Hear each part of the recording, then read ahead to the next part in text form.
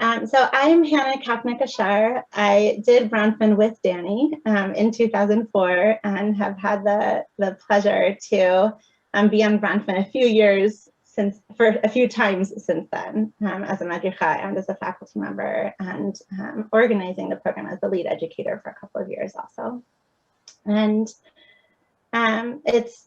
it's been exciting to me to bring this content into the Bronfman sphere when I was on faculty, and exciting to me now to think about bringing it more to the alumni community with Danny's teaching.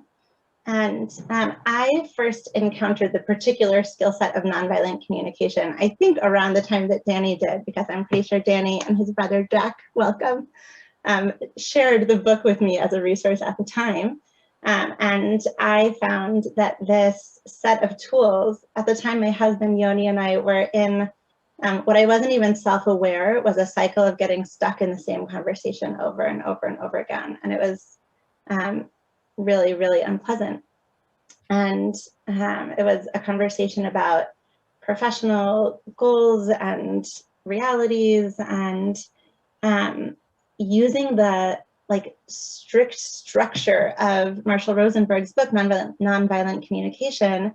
We had a single conversation that got us out of that rut. And we've never had to have that same conversation again. And I feel like since then, I've had the tools from this modality kind of loosely in my toolbox, and have used it here and there, but I'm looking forward to the opportunity to kind of practice integrating it in a more organic way during this course. And I am generally a fan of doing things to work on better communication, and find that it can feel a little stilted or awkward to use the strict structure. I feel like had Yoni and I not both been really committed to moving out of that conversation, I don't know, it would have been awkward to use the forms of the rules of conversations. And I'm hoping Danny can also help us with getting more organic with using these things.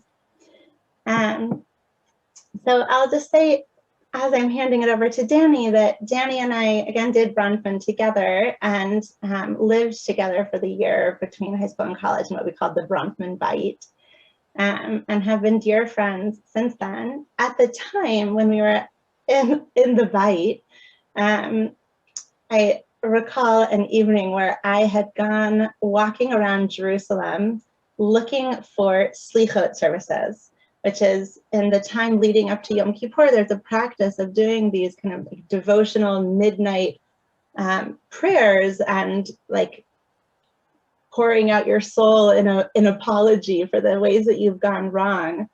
And I wanted to have that experience and that preparation for Yom Kippur. And I walked around the streets of Jerusalem for an hour and a half, not able to find any slichot services, and came home and was so upset.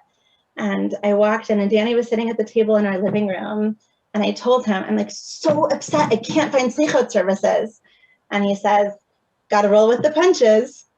And it was the most invalidating experience at the time. And Danny, whose permission I had to share that story, since then has grown in such depth and limberness, agility in responding to and recognizing other people's emotional experience, that he's now a friend who I call when I feel stuck, and who I almost always leave our conversations feeling that I have clarity on something that I didn't even realize I needed to get movement around. And that comes from Danny's validation and insight and care and skills. So I trust that all of us can grow through this toolbox. And with that, I'll invite you, Danny, to share with us a bit about you and where we're going today. Thank you, my dear. For me, it's always a treat to be where you are. So here is another such example.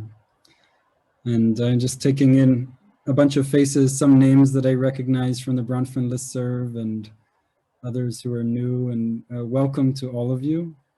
For many years, it was like this very reliable experience that wherever I find someone from Bronfman, I find a meaningful, engaging conversation. And so I have that kind of sense of anticipation coming into this conversation with you. I wince and smile at the same time at Hannah's story. And it's for me an example of the tragedy that can happen in the gap between intention and impact. I imagine that you might recognize that gap either from the intending side or the impact side, or both. And one of the great tragedies I see is that not only the first tragedy of kind of, oh, somebody has good intentions, but it doesn't land the right way. And then there's some disconnect or rupture. And then the person who experienced the impact tries to share their impact. And the person with the good intentions is so insistent on being seen in their good intentions. You know, but I didn't mean it as a racist thing, you know, and then there's just further fallout. And I mourn that as what I see as a huge lack in our training and in our education and socialization, is to learn how to navigate those ruptures, which are relatively inevitable, in sensitive and restorative ways. And I'll say one more thing by way of introduction, and a little bit of sharing about me and another experience, a learning experience I had from my own foibles with Hannah. Many years ago, after college, I took off on a kind of lech lecha, leaving what was familiar spiritual journey to India. And I found myself in this conundrum of, can I live a life and a path of deep spiritual integrity and live in society? And these days I can already see that as a reflection of something about society and culture where that even comes up as a question. But I remember I was doing hitbodedut, this Hasidic practice of out loud kind of stream of consciousness speaking, as I was walking down from the cave of Ramana Maharshi, one of India's great saints of the last century. And what I was led to was this paragraph of Yahafta after the Shema. And what I saw it specifically as like a blueprint for what would an intentional and aware culture look like. And particularly the words there, v'dibarta bam, and you shall speak of the words of Torah, or the words which carry aliveness and which care for connection. And shortly after that, I was working at a kind of a center for backpacking Israelis, and I called Hannah to tell her about all of the great things that I was doing. And I didn't check in with her, and she said something to me like, you know, it's not a good time for me to talk, and you didn't ask. And it was like, it was at the same time like this slap in the face that I was so grateful for, because what it communicated to me was, I can live in society if I and grow spiritually, perhaps even more than if I were off alone, when I have relationships where people are willing to be honest with me and to give me that kind of feedback that can then inform the way I am, so I can really live my intention, which is to be caring and responsive to people's needs. So that's a little bit of my intention and of my gradual growing path in this way. And my intention for our time together this evening, where I am in Israel, and this afternoon or morning, perhaps where you all are, is to give you a little bit of a taste, both experientially in some embodied ways and conceptually in laying out the framework of this approach to communication, the way I see it and the way that I've found it helpful, to do a little bit of demonstration, give you a little bit of chance for practice, and have some time for questions, both along the way and at the end. And then at the very end, I'll speak a little bit about the upcoming Foundations course, for which this is an intro. So I also want to be clear about that in terms of expectations. Usually in order to do a Foundations of Communication or Nonviolent Communication, I like to take a few dozen hours. So we have just an hour and a half. So my hope is that we're kind of planting a seed of interest, but there's no expectation that you come out an hour and a half from now kind of knowing everything that there is to know. We have a lifetime for that. So I would like to start with one question, one of my favorite questions, once I really learned what it's about. And that question is, and perhaps you've even heard it today already, the question is, how are you? And you know, when I remember, Jack, maybe you remember this, where we went to middle school, there was only one answer to that question. And Hannah, could you ask me, and I'll just demonstrate how it was in middle school. Yes. Danny, how are you? Yeah, not much. You? That was like this kind of instinctive. It was, people asked, what's up? Which is actually a beautiful question, right? Like, what's up for you? Like, what is alive? Where are you at? In a sense, the fundamental existential question in Bereshit, in Genesis, Ayeka, where are you? Where are you at? How are you? What's alive? Which can open the doorway to connection, the doorway to connection, when we really answer it. But as one of my teachers says, the common answers are like fine, which, if you pardon my language, he says, fine is an acronym which stands for fucking incapable of naming emotion. Or another one, how are you? Good. Oh yeah, good. So what is good? Gloomy, overworked, overtired, and definitely not trusting that you're interested in hearing about it. And I really mourn the sense of like what's lost when we don't answer that question. And not that we have to, you always have to bare your soul. I just like that we have choice and that we refine our emotional vocabulary so we know how to answer it, which has been a big part of my journey over the past decade. From, I remember my girlfriend in college would say, how are you? And I would just say, okay. That was all I knew how to say. And then she learned at some point that means, you know, kind of please probe more deeply because I have no idea how to tell you what's actually going on. So in order to support that and to support us landing here, I want to share with you a list of feelings. And just invite you to kind of drop that question inside. How are you? How am I? And just letting your eyes move over these feelings. See which one resonates. This is not so much a thinking question as a feeling question. At some point your eyes might see a word and something in your body goes, oh yes, that.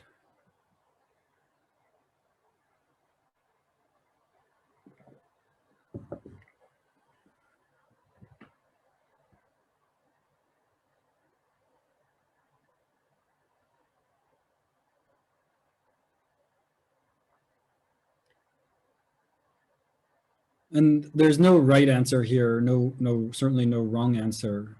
Just how are you right now? And when one of these words lands for you, just take a moment to discover, where does this live in the body? I sometimes like to call this unwrapping the present moment. With a sense of welcome to this feeling which is visiting you, letting it be hosted.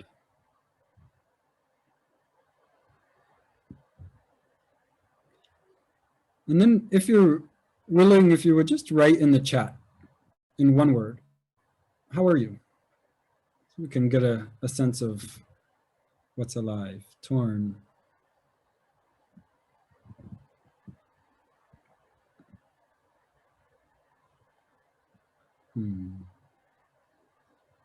And each one of these feelings is like the plucking of a guitar string and has a resonance which we can attune to.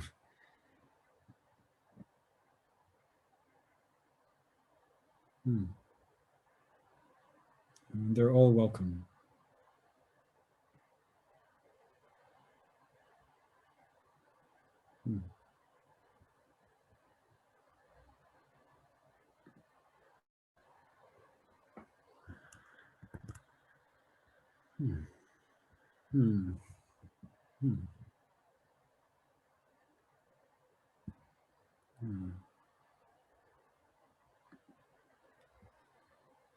And you might notice just reading these words in the chat, just like what does it do to you, or what even do you sense it already does, even in a subtle way, to the sense of the group space.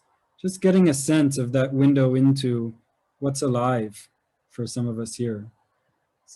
Teaching about the word intimacy, I wish I knew who came up with this, that the word intimacy is into me you see. And that when we can give this kind of precise reflection of what lives inside me, we make ourselves available for connection, for being seen, for being with.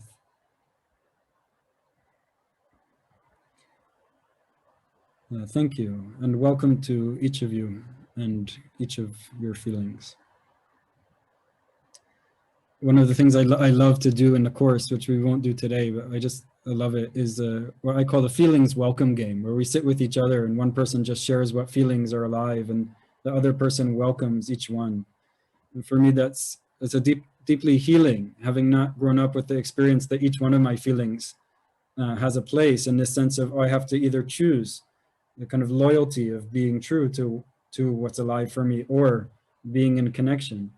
A big part of what I see in this path is learning or expanding the container, the relational container, to include a broader swath of our aliveness, of our humanness, and to find connection through that without this sense of pressure of, I have to be something, I have to be fine, or I have to be okay, or something like that. Yeah, I would love,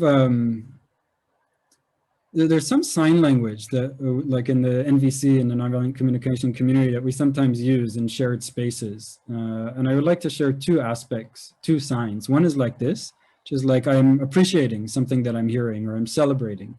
Could you just do that with me, anybody who wishes? Yeah. Oh gosh, I feel so relaxed just seeing some responsiveness. And the other one is like when somebody says something that really resonates with your own experience, so you can go like this, like, yes, me also, or I know that. I know that too. Yeah, thank you.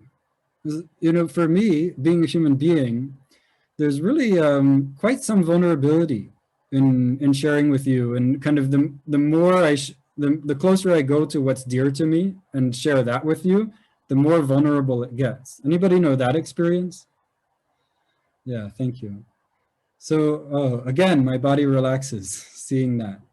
And I'm wanting to move out of my kind of conditional programming, which is to be impressive or to act like I've got it all together and it doesn't matter, and actually acknowledge that it matters deeply to me as a human being how I'm received, without any pressure or wanting people to pretend something. Right? It's like I don't want to fall into either of those. I want to live in my authenticity and welcome others into their authenticity.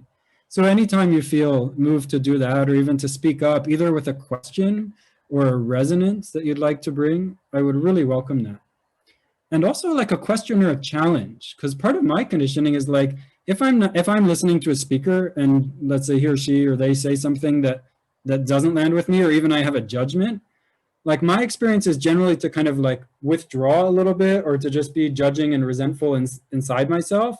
Or like the only way that somebody might bring it forward is like as an attack.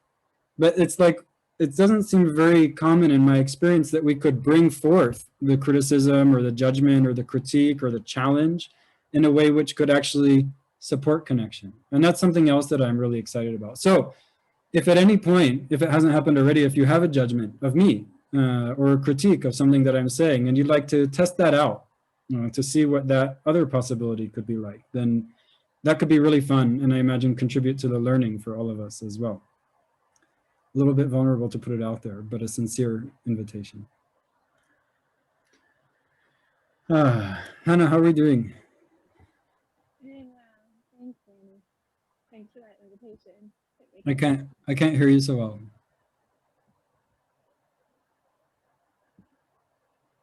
And just we're doing well. Thank you, Danny. Great. Thank you. And by the way, anybody whose video is not on and you would feel comfortable turning it on, I would welcome that, and also support you in keeping it off if that's what's right for you at the moment. So I want to move into a little bit of a experiential taster, and let's do it like this. I invite you to close your eyes if you're comfortable. And just one more thing before we do that. As we go through our time, if there's some relational dynamic that's challenging for you in your life, whether it's with a particular person or a kind of dynamic which recurs for you across relationships, it might be helpful for you to keep that in mind as we go through our time today. And you can see how what I'm sharing might shed some light or insight on your particular experience. And my hope is that that can make this less abstract or even inspiring for you, and more really relatable and contributive to your particular experience. So with that in mind, I invite you to close your eyes and imagine some person who you interact with regularly. Imagine such a person approaching you, walking towards you, and without touching you and without speaking a word, somehow you just get the sense that they're coming to convince you that they are right and you are wrong. And just as they approach you this way, just notice what happens in your body. What happens in your heart? What do you sense is happening in that relational space in between you as they're approaching to convince you? Okay, and then you can open your eyes, and I would love to hear just from a couple people. What did you notice? You can just unmute yourself and jump in.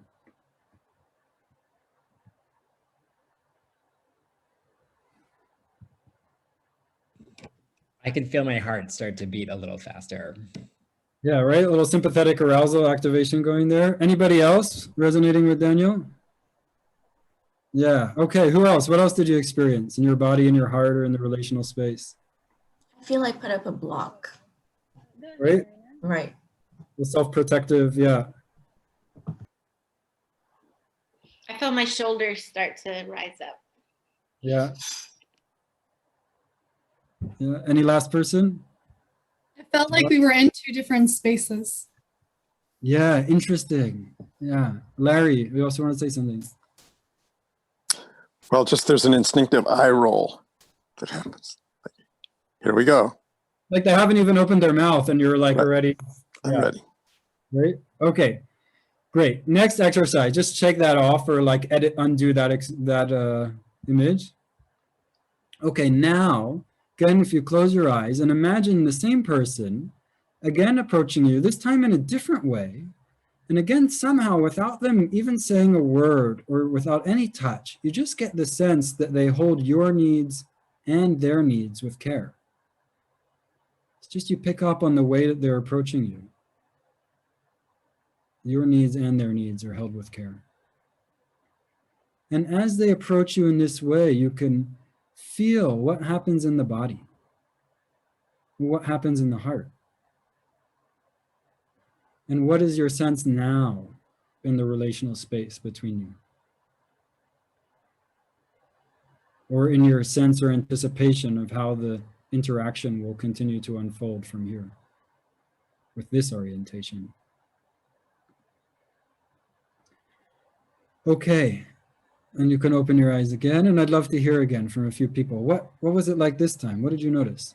What happened in the body, in the heart?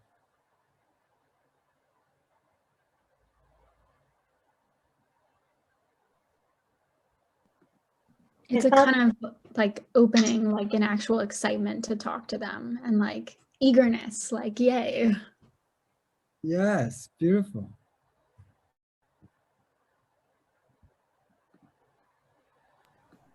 Cool. I felt at ease.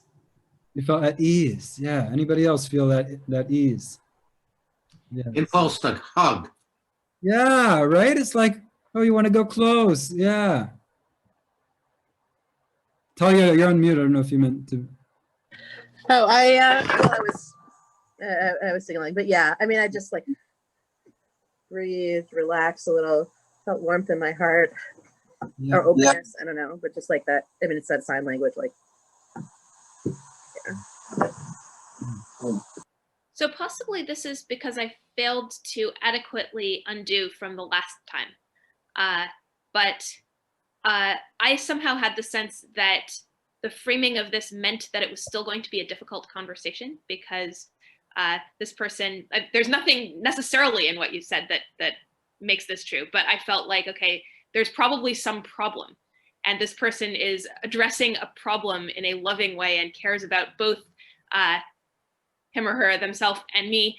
And so, all right, we're going to have this difficult conversation and we both care about each other. And somehow the fact that we both care about each other, the first time I felt this sort of tension in my diaphragm. That's like, okay, we're going to have an argument. I know how to have arguments. But in some sense, this was a little bit more frightening because it means, okay, now we're going to be vulnerable and we're going to have to care about what the other person thinks. And it might be difficult because maybe we have conflicting needs. Yeah, thank you for naming that. Anybody resonating with Elizabeth's experience? There's kind of so much to say about all of that. And what comes to me at the moment is just to say something about vulnerability. And even the word, like, and actually if we frame it in the language of Torah, like in the kind of primordial sense, before collective trauma began, with Adam and Chava, Adam and Eve. So it says, Vayu shneim aromim, that they were naked or exposed, like unprotected, divested of their armaments, v'lo yitboshashu, and they were unashamed or unabashed. So sometimes it's like we almost assume that being exposed means being vulnerable. And for me, that's actually already a reflection of many, many generations and a system-wide experience of what happens when we share ourselves, and that it's not implicit for us that our needs matter and that they will be welcomed. And then that shows up in our day-to-day experience as a very real experience of vulnerability. And even the sense of like, I have to care about their needs, or I have to show myself. Already there's a kind of self-pressuring into something which maybe is past my threshold of safety at the moment. And I wonder if just taking these two, like these are kind of two poles on a spectrum, right? Of the kind of self-protective or defensive triggering experience to the more opening, safer, welcoming experience. And I wonder if you can look at your particular relational dynamic and see it on that spectrum, and see in that relational dynamic, how are you approaching and being approached along that spectrum? And how is that approach of either convincing or holding everybody's needs with care part of contributing to the dynamic? Just raise your hand if you're seeing any connection there.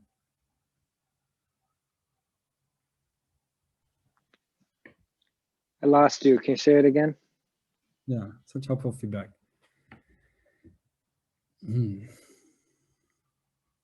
Let's take it from a different angle. How many of us try and convince somebody on a regular basis, either ourselves or somebody else? Okay, and how many of us also take that as a pretty normal mode of discourse? You might even not think of it as especially violent. Okay, and who happens to know what is the Latin root of the word convince? Anybody but Jack? Conquer? Yes, exactly. So in a sense, like if we said, okay, I'm gonna come and conquer you, we would have a pretty clear idea about the intention and the anticipated impact of conquering. But with convince, we don't have that sense, even though like clear as day in the word is actually a fractal of that element of conquer. I want you to submit, even just to submit to my rationale. And did we know that when we're coming to convince people, including ourselves, that what we're actually likely triggering is a fight, flight, freeze response? And is that really the response that we're most hoping for, that we imagine will best support that person being responsive to what we're hoping for? Okay, those are what Jack would call leading questions. So what my interest is how can I really live, like, because we don't want to fall into this, okay, well, I'll just be nice and give up on what I care about. That's not what we're going for. It's not about being nice. There's an NVC book I really like. It's called Don't Be Nice, Be Real. So what I'm interested in is how do we be real? How do we be real in a skillful way? How do we be real in a way which reaches the other person and steps out of this, either I'm right, you agree and submit, or you're right and I give in? How do we get past the give in or give up and move into that quality of connection where something awakens, where we want to give to each other without anybody being taken from? That's kind of my goal, my orientation, and my intention. And from that, I would like to go into presenting the model that Marshall Rosenberg developed, which for me has offered tremendous access to that way of being and communicating. The reason that I love to do this kind of embodied experience going into it is that we could get lost into thinking it's about saying the right words or not saying the wrong words or using the right tone. But what I love about this little imaginal exercise is that we see that before any words or any tone comes into play, already our intention is transmitted very clearly, right? Millions of years of evolution have trained us to be very subtly perceptive to how we're being approached.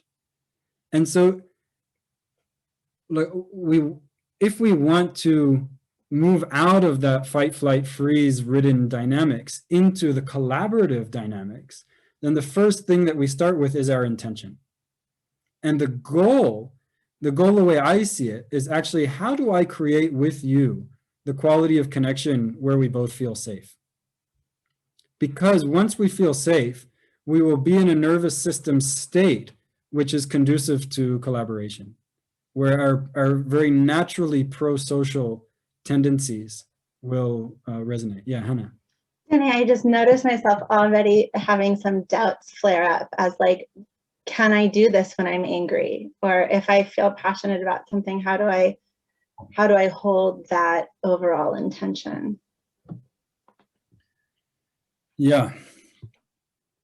So you're wondering, like, even in those intensities of experience, is it possible to still have that intention, or would you end up kind of giving up on what's really important to you? Yeah. Yeah. Amen. Amen. In the sense of I resonate with the difficulty of that because I think it's so rare that we have maybe a couple things. One is that there's so much here.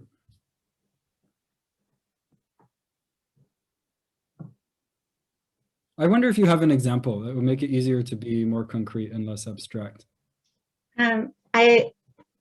My main person I keep thinking about relationship with is my 7-year-old Zivi, and how so often I find myself responding quickly or feeling that there's an urgency in communicating what I'm talking about. And often after the fact, I have the wherewithal to recognize, like, oh, I yelled before I should have yelled, or that I could have held that differently. But I think it's like I'm with her so often, so much of the time. And like, I think about my own needs much more than I'm focused on thinking about her needs, especially when we're in tense moments. Like an example could be when I really think she should be doing something to help in the house, and she really doesn't think she should be doing that. Yeah. Great example. So let's just say a few things, and then maybe we'll refer back to it as we go through the model. One thing is that when we are angry, like I hear it as there's something that I really care about, and I really want that to be met with care. So I don't condemn anger. I kind of want to get at what's the heart of it. But the conditioning, at least my conditioning and most people I know, is when I'm angry, I focus on what's wrong with you. And it's like, if you will agree that you're bad or wrong, then you'll do something different than what you're doing. You won't do it because you're moved by care for what I'm trying to care for. You'll do it because you submit to this idea of bad and wrong, or because you're afraid of punishment, or because you're afraid of losing my approval or my love. And that for me is the great tragedy, is that we don't trust that a person could care, and that we don't have the tools to communicate to them in a way which will touch them and arouse their care without the coercion of guilt, shame, blame, and ideas of right and wrong. Yes. So my intention when I'm angry is to get, first of all, clear on what is it that I care about? What's my underlying beautiful need? And the kind of one of the fundamental principles of nonviolent communication is that we all share a set of universal basic human needs. And because we share them, when we're kind of in touch with them and not coming from coercion, which will trigger people's defensiveness, right? Because their need for freedom, choice, autonomy are not being cared for. when we come from just the purity of our need and communicate that very clearly, then there's actually a chance for a person to care. And if they're not caring, it's not a sign that they're being bad or wrong. It's a sign that they have some need, which is, being triggered at that moment. And if I can track that, and maybe that's where I want to go into the model, so we can be a little bit clearer. Okay, can you see this map? Yes. Okay, so I'm just going to pause from that example and we'll refer back to it as we go along. Maybe I'll say broadly, the shift that Marshall Rosenberg suggested is that we shift from asking the question of who's right and who's wrong, or who's at fault, who's good, who's bad, and what reward or punishment do they deserve, to two basic questions, which is what is alive and what would make life more wonderful. And we use this model to refocus our attention on those questions. What is alive, or what's happening, and then what is alive inside in response to that, and what would make life more wonderful. And first of all, we want to be clear about where is my attention. And we can say it can be in one of three directions. My attention can go into focusing on what's happening in me, getting clear, right? Why am I angry? What need is here? What am I responding to? And then these two. Either I can be focused on sharing my honesty, the truth of my experience with you, or I can be focused on listening and receiving your experience. This is a bit like playing catch. Anytime a person says something, right, they're throwing and they want to be caught. And if the other party is in listening mode, then we have a harmonious or a generative or collaborative dialogue. So I'm throwing, you're catching, I'm throwing, you're catching. But I can bet, if you think about the last communication breakdown you had, or the last argument you had, it was the moment that the matching or the complementarity between expressing and listening fell away. It's like one person said something and the other person was triggered. So instead of catching, they moved into expressing. But the first person, because they threw and weren't caught, then they're just going to try harder. And that's how an argument happens, or how escalation happens, is there's two people in expressing, each have something important to them that they want to be heard about, and nobody is actually catching. So the kind of balance or constant flow between expressing and listening is where you see the kind of healthy communication happening. Exactly. Like my guess is what happens between you and Zivi is like you say something, you express your anger, and then Zivi is stimulated in some way, and then she starts to express. She wants to be seen and understood in her experience and what she does want to do, what she is saying yes to. But you didn't get any cooperation from her, so then you're going to try harder. And you're in the power role, so you might resort to some kind of use of power over her, some kind of punishment or whatever. And then she's just more triggered, and she might push back or at some point give in. But my guess is even if she gives in, you're not actually left satisfied, right? Like when people give in to us, even if they say, yeah, you're right, and we believe that on a rational level, they see the light that we see, but we don't feel like there's actually care there. And it often takes a number of waves. It's not just like I say one thing and then you kind of paraphrase back to me and then we're done. It's like I think about it as like a Russian doll. It's like you throw me the first thing that you say of like, I don't want to do this. And then it's like I hear that and I start to unwrap it and see like what are the layers of that. It's like, oh, you really want to choose what you do and when you do it. Okay, so that's like one layer that we're in. But then we're not done. It's like, yeah, I want to choose, and I hate it when you tell me what to do. It's like, oh yeah, okay. It's like you hate me telling me what you hate me telling you what to do. I get that. It's like you want to choose what you do, like have freedom to do like what you love and what makes you happy. And so then I'm going kind of layer by layer. It's like an iceberg. There's like one layer that we see on the surface. And that layer is often expressed in kind of tragic language, like of judgment.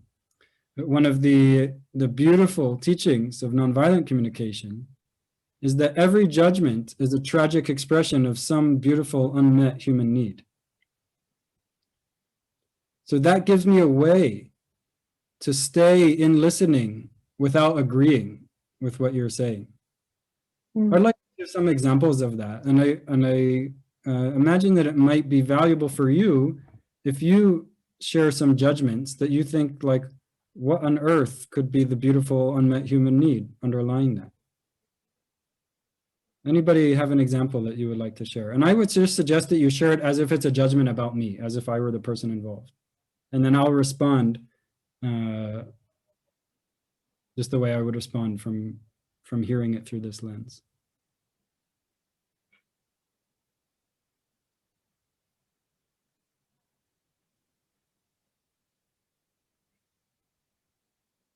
Maybe you have a judgment of somebody else, or somebody else said a judgment of you, and you just have no idea, like, what could be beautiful about that? Could you clarify what you mean by like a judgment that we have of another person? Yeah, sure. And also the need that goes with that judgment. Sorry. Like what? Yeah. Like what are different kinds of needs? Like, because I feel like the need to be right is kind of like Yeah. a general one. So like I don't know if there are more specific ones also. Yes. Thanks for both of those questions. So Daniel, to your question, a judgment might be like, you're so incompetent, or you're so self-centered, you're an egomaniac, you're homophobic, or it could be a more kind of part of judgment of like, you're so conservative, or you're so stupid, or you're so selfish. So those kinds of judgments. And what do I mean by need? So let me pull up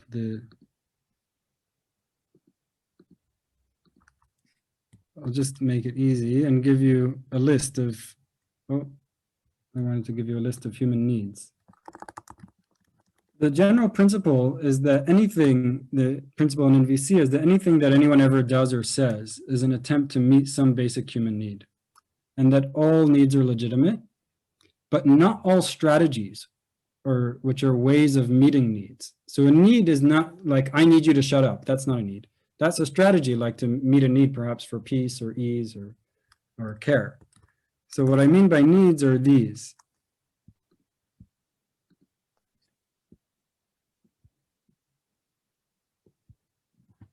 The understanding is that this is actually what's motivating us as human beings in our actions and in our words, is an attempt to either meet or express one of these qualities. Needs are the way that life moves to seek its fulfillment.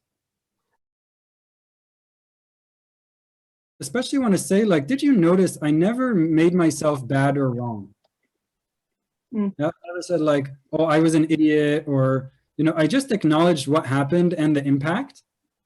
We're really connecting with it. And part of that process is for Daniel, and part of it is for me to actually find my way to connecting with or being touched by what matters to him. Then I don't need the shame to make myself kind of a regret. I feel an organic remorse, realizing like, oh, I had an impact that isn't actually in line with the way I would hope to be impacting people.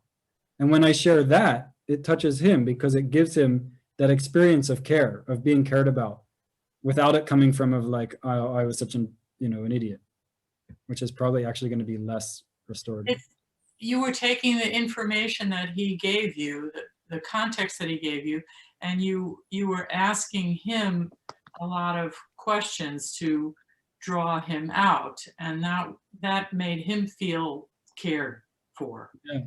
Yes. And seeing Daniel smiling, I'm guessing that's resonating. It's like going from the surface of just what happened into the what's alive in response to that, the human part of it, the experience. Yeah, Carol. Yeah. I'm just kind of wondering, if you do think that saying I was bad or I was an idiot, if that's the same thing as saying I was wrong. Because you kind of like said both of those things like next to each other. But like, I don't know, in my head, like saying I was wrong, it kind of shows like I'm listening to you and like I'm taking in what you're saying, and then like I'm kind of reevaluating my needs and my feelings and my opinions. Yeah. So, but like saying I'm bad or I'm an idiot, that means that like that you're not acknowledging your own needs. But I feel like saying I'm wrong, like, I don't know, it feels a little bit different. Yeah, is it, if I'm understanding you, for you, like saying I'm wrong is actually just an acknowledgement of kind of like a lapse in my judgment of like, oh, if I had all of this information, I would choose differently. Is that Right, it? exactly. And like what some people mentioned that, and like what you did, that like you're asking questions and like finding out more information about the person you're talking to like have them expand on their thoughts, and like you're expanding on your thoughts, and like by the end you kind of like reach a different conclusion than you had at the beginning. Yeah. And so like I don't know.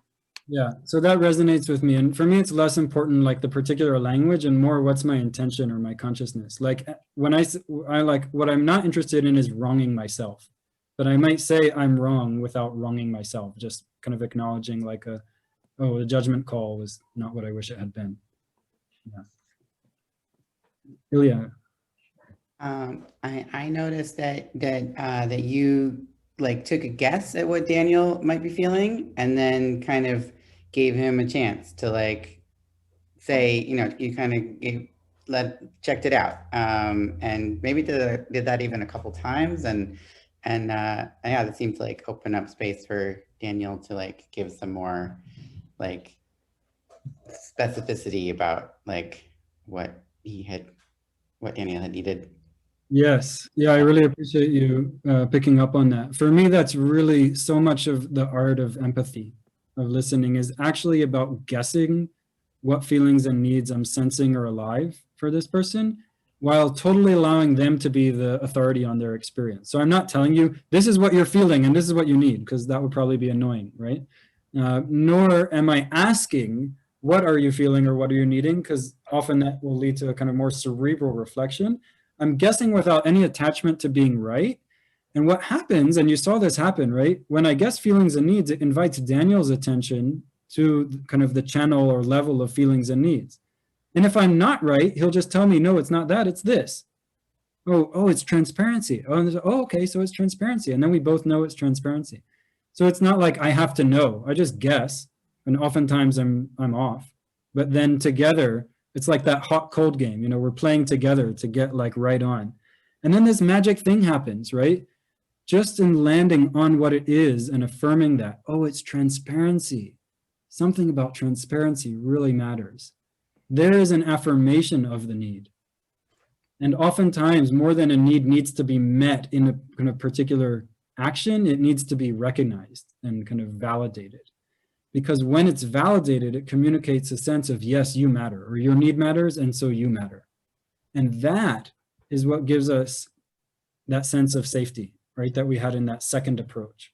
Of like, Danny, I just want to highlight that. That was so beautiful what you just named, of needs, presenting that because they need to be met, but they need to be seen. Maybe presenting because they need to be met, but needs, that just being seen can be a salve for a need. Yes, yes.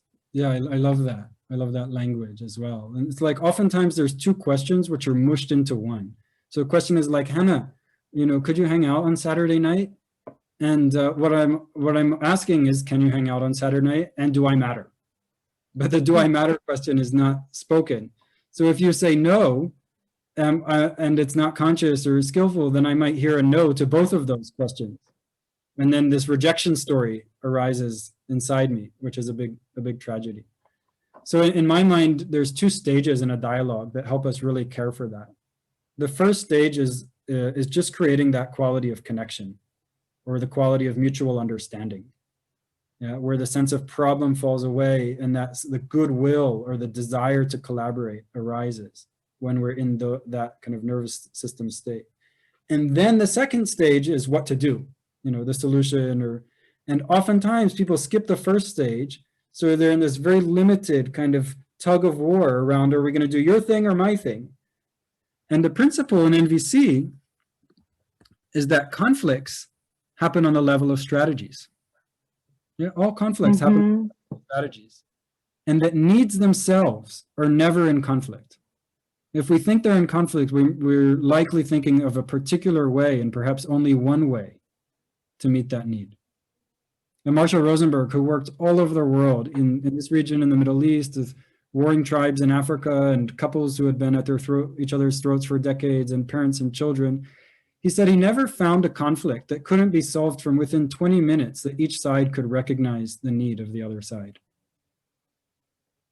Now, it might take a lot more than 20 minutes to get to that stage.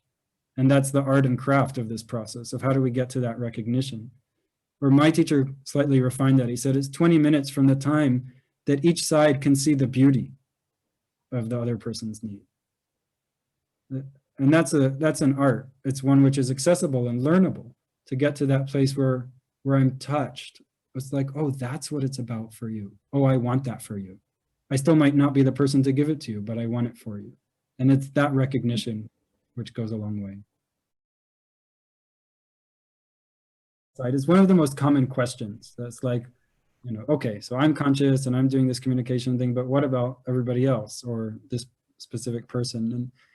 And I'll tell you the principle, and I'll give you a couple of personal examples. So the principle is that people will tend, perhaps over time, to gravitate towards this way of communicating when they're being communicated with in this way, and when they realize that they are not in danger. Right? Like, that's the way that nervous systems work. When we perceive that we are not threatened and being in danger, we naturally revert back to our pro-social tendencies. Now, because of so much conditioning, it can take quite a lot of process to get to that place. But the fundamental principle is giving the person the experience that their needs are seen and held with care. When we can do that, it will be very easy and organic for them to shift into that. What will torpedo that in our hurry is communicating with them about how they're bad and wrong for communicating with us the way they're doing it. So, example, I was sitting outside my space here with a friend one night, speaking probably less loud than what I'm speaking right now. And all of a sudden, my downstairs neighbor comes charging up the stairs and he says, "Either you tone it down or I'm gonna take you down." Okay, so this is by no means a person who's practicing his nonviolent communication on me. So what do we do, right? So first of all, I was a little bit confused, you know, like what they actually heard us. And it was very clear to me that he's in expressing. So the only thing that I can do is meet him in listening in this kind of Aikido way, like I'm going to join with the energy of the attacker. So first of all, I just asked him, I was like, "What, did you heard us downstairs?" He said, "Yeah, you know, we heard you, and my parents, you know, who are my landlords who live next door, they just don't understand." So I was like, "Yeah, okay, they just don't understand. And you heard us downstairs." And he's like, "Yeah, and my daughter's trying to put her baby to sleep." Oh, okay. And he's like, "And when you drag the chairs on the deck, it makes a lot of sound downstairs." Okay, so now at least I've got a clear picture on what he's responding to. And as soon as I hear that, also, like, there's a movement of compassion in me. Like, I have no desire to keep his grandchild away. So it was just, and I'm meeting him, I'm not just kind of, I'm not going to talk to him in this nice tone and say, "So when you heard us upstairs, is it like, did you feel angry because you have a need for quiet?" You know, that's not going to work. So I want to meet him like where he's at. And it's like, "Oh, okay. So you heard us upstairs and she's trying to put the baby to sleep." And it's like, "You just really want it to be quiet." And he's like, "Yes." "Okay. You want it to be quiet so the baby can go to sleep." I'm like, "Yeah." And it's like, "Oh my gosh, thank you so much for telling me. Like, I really want to be considerate, you know, so that your daughter can put her baby to sleep." And we spent about literally like 2 minutes, just kind of me meeting him on each level. And very authentically, you know, sharing that I really do want to live that consideration, and I was just not aware. And then after 2 minutes, you know, kind of each level, his tone was coming down. And then after 2 minutes, he just said, "Thank you." And then, like, went down the stairs without taking me down. I felt very kind of like, "All right, look, it worked," you know, so cool. It was a very powerful experience. And this happened also, like, I helped facilitate an evening with people from the left and right wing of Israeli politics before one of the many recent elections. And it was very interesting sitting with a couple of people from opposite sides of the political spectrum and seeing one of them very kind of defensive and agitated, and the other person just staying with him and listening and reflecting the kind of feelings and needs that he was hearing. And again, within a few minutes, all of a sudden, this guy's whole physiology shifted from this kind of agitation and defensiveness to like, ah, and then a curiosity actually to hear from the other person. Danny, so am I right? And what I heard you say was this person who didn't know this strategy came at you like expressing some like real hurt about the noise, and the only way that, and you use your strategies to meet him by listening. And that was like how you were able to bring in this strategy, even though the other person didn't know it, was like, he's in this place, so my way to respond is listening. Is that right? That's exactly right. Yeah. And you're not necessarily affirming his position, but listening. Yes. Yeah, that's key. Is like I don't have to agree with his opinion or his condemnation in order to meet him in his underlying need.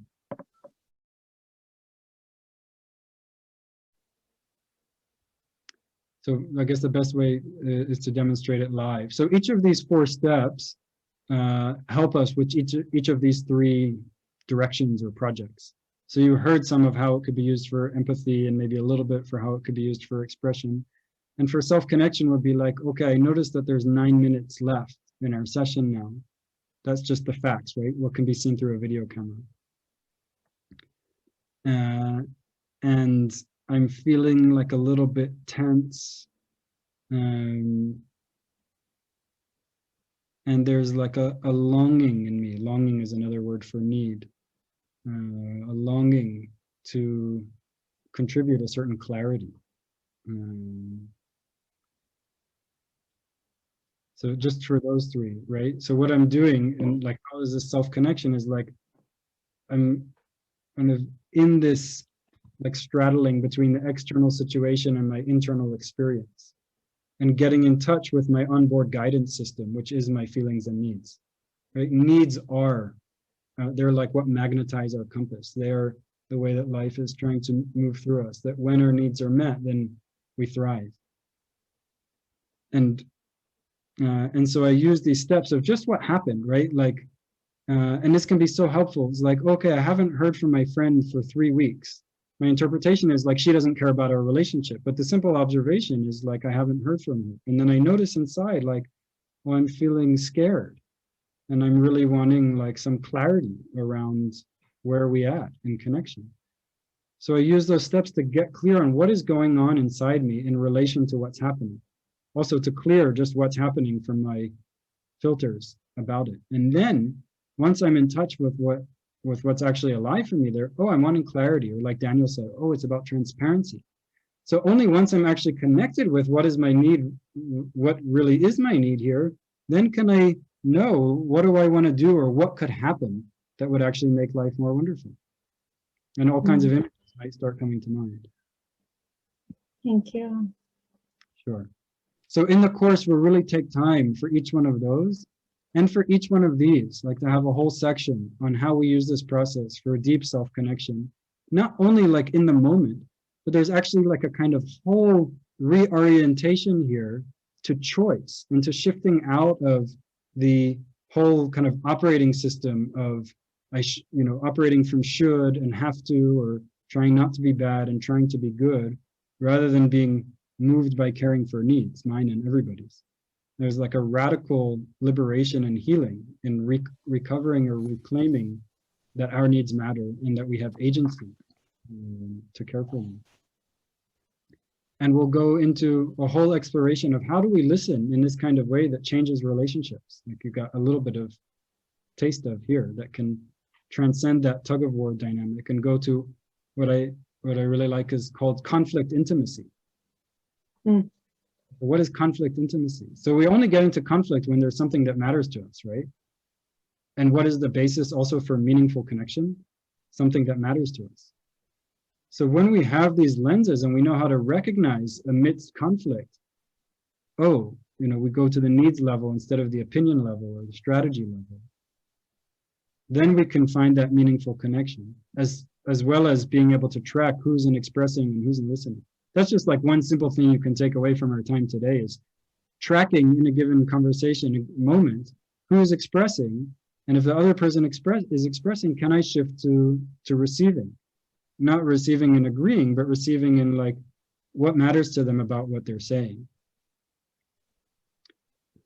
And then of course, also how do we express in a skillful authenticity in a way which can actually reach people and where they can hear us and respond because they're moved by what matters to us, not because they're scared of, what will happen if they don't.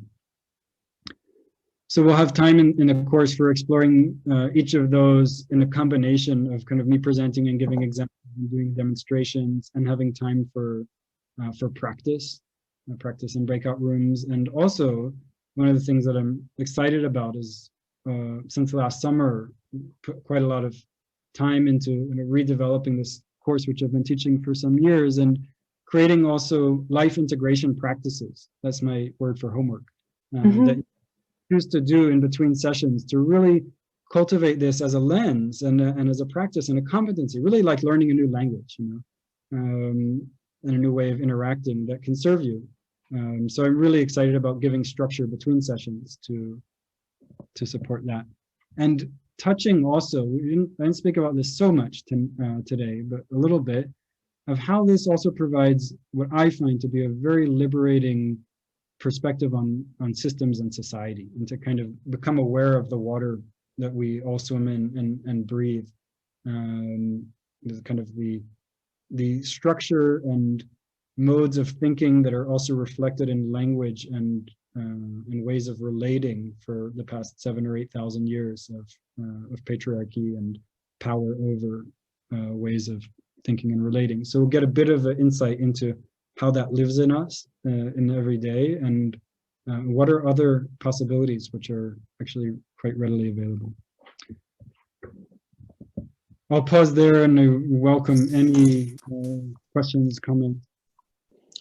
Just towards the end, as looking at the chart again, I was suddenly seeing it overlaid on the traditional Kabbalistic charting of the Sefirot.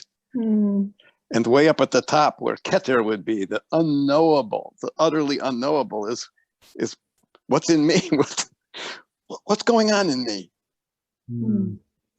Oh, wow. But the rest of it, I think of the Sefirot as this, the flow of divine energy. Yeah. And I was just kind of imagining this overlay.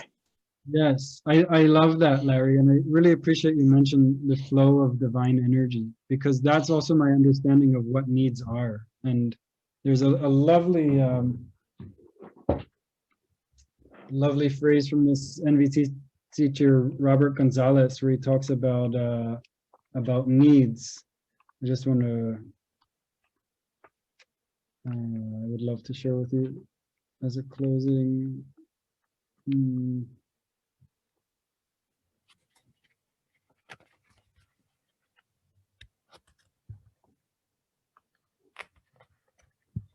So precious to me, I really want to share it.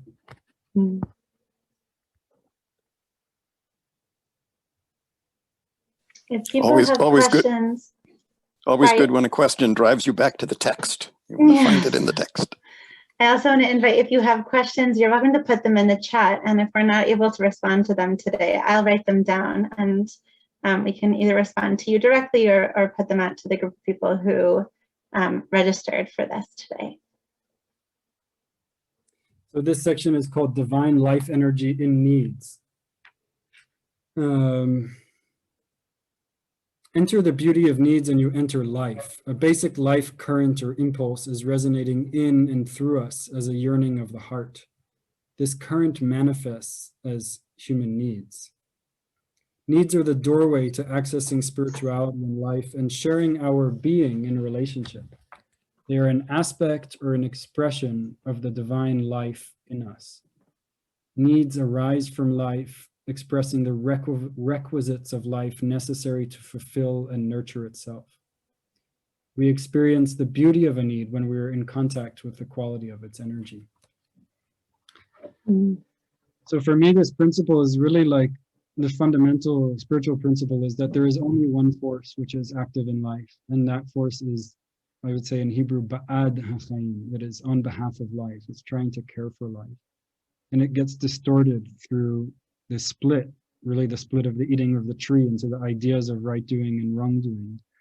And the Sufi poet Rumi says it so beautifully, at least the way Coleman Barks renders it, which is, out there beyond ideas of right doing and wrongdoing, there is a field. I will meet you there.